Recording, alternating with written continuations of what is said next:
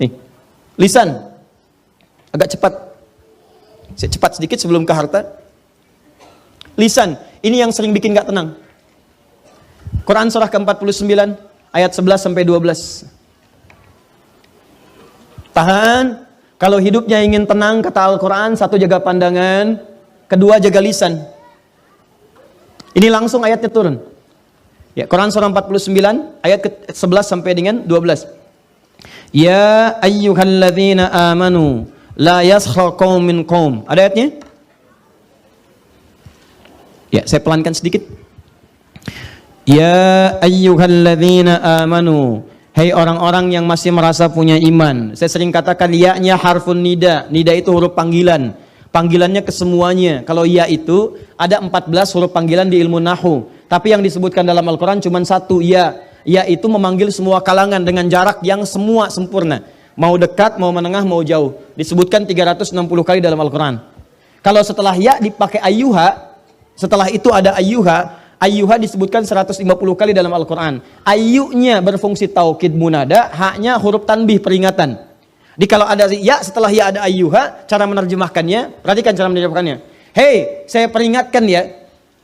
Saya peringatkan, saya serius kata Allah. Saya panggil semua kalian tanpa kecuali. Baik kalian yang merasa sedang dekat dengan saya, menengah ataupun jauh. Siapa yang dipanggil? Alladzina amanu. Alladzina disebutkan 1080 kali dalam Al-Quran. Dia di ilmu nahu disebut dengan ismun mausulun yadullu alal amiyah. Ya, huruf sambung menunjuk pada objek atau bahkan subjek tanpa kecuali semua. Semua general, komprehensif.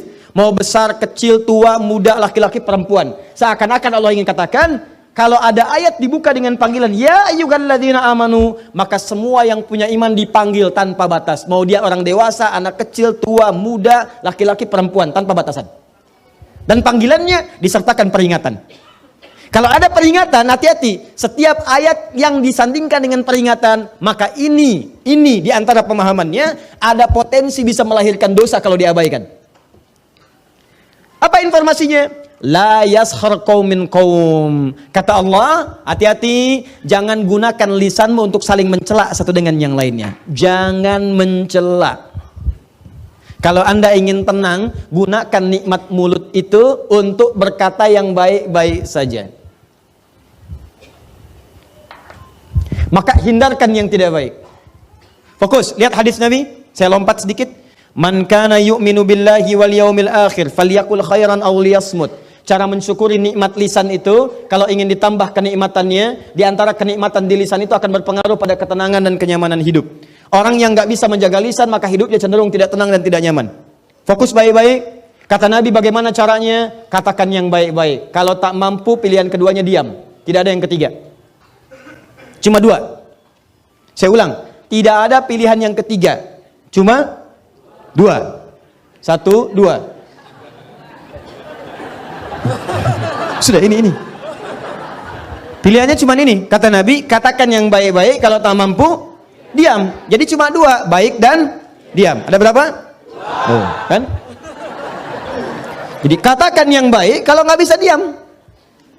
Nggak ada yang ketiga. Dimohon maaf, kalau hidup Anda ingin tentram, kan tentram itu kenikmatan. Kalau ingin nikmat, kata Nabi, baik aja yang baik katakan. Katakan yang baik, katakan yang mulia, katakan cinta, ya katakan yang indah-indah. Kalau nggak mampu, diam aja. Diam.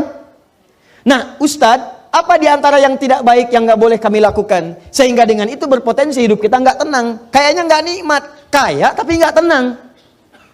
Maaf, mewah tapi gelisah. Nggak nikmat. Apa di antara rinciannya? Turunlah ketentuan Allah di Quran surah 49 ayat 11 sampai dengan 12. Kalau Anda masuk coba-coba ke sini, maka Allah akan jamin Anda nggak akan pernah tenang hidupnya. Yuk, satu, kata Allah jangan mencela.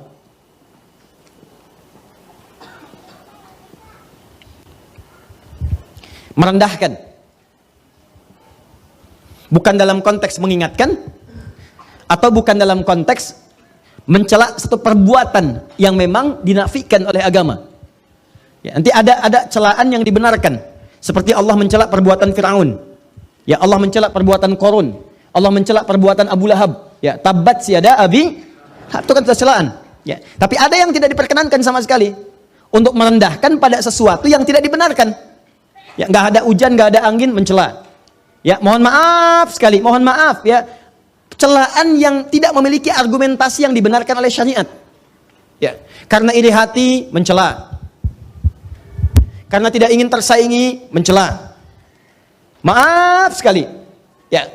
Karena persoalan-persoalan kedudukan dunia, harta benda dan sebagainya muncul mencela. Yang paling berbahaya sekarang ini yang coba saya amati baik-baik. Saya nggak habis pikir ini, ya. Ada orang yang kemudian belajar agama mencela. Itu yang agak saya susah pahami. Kalau orang bertikai mencela, barangkali bisa kita damaikan. Tapi ini orang masuk ikut taklim, belajar agama, pulang dari taklim mencela. Saya suka berpikir, ini di taklimnya belajar apa?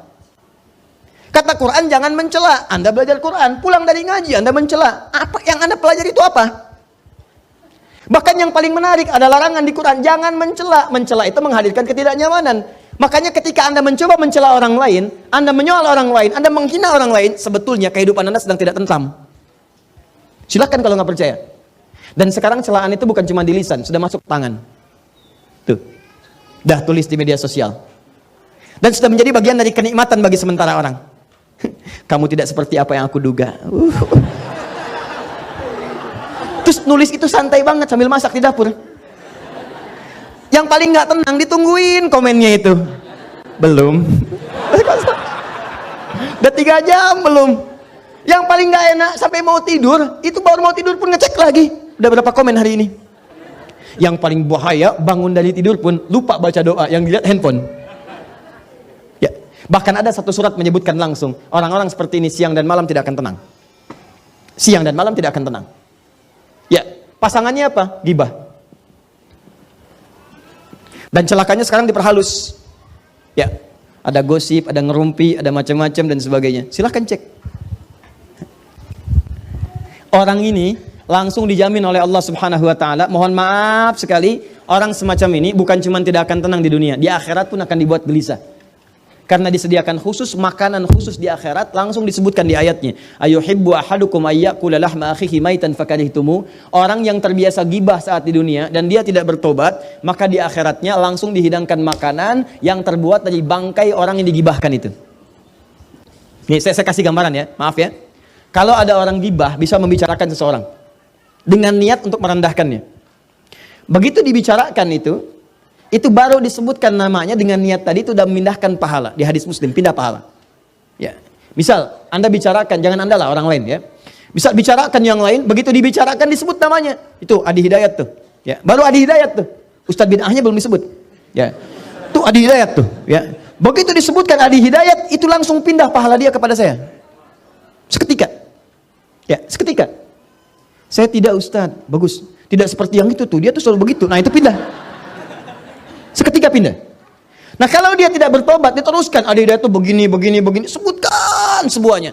Itu secara otomatis langsung akan dibentuk dari mulai wajahnya, ke tangannya, sampai dengan ke kakinya. Kalau tidak bertobat, maka hukuman pertama saat masuk neraka ini makan bangkai saudara yang kamu telah bincangkan di dunia. Ayo, habiskan, dipaksa tuh, terus. Tarik dulu bunuh-bunuhnya, celupkan ke neraka. Begitu dicelupkan, lapar ya, tuh makan bangkai. Ya, ayo makan. Haus, nih minum nanah. Masukkan, ayo angkat, masukkan, angkat. Lapar, buang. Demikian seterusnya. Jadi awas, hati-hati. Di dunia dia dibuat tidak tentram karena orang yang gibah itu nggak akan pernah tenang. Nggak akan pernah tenang. Dan di akhirat dia akan dibuat oleh Allah semakin merasa tidak gelisah dan tidak akan pernah tentram untuk selamanya.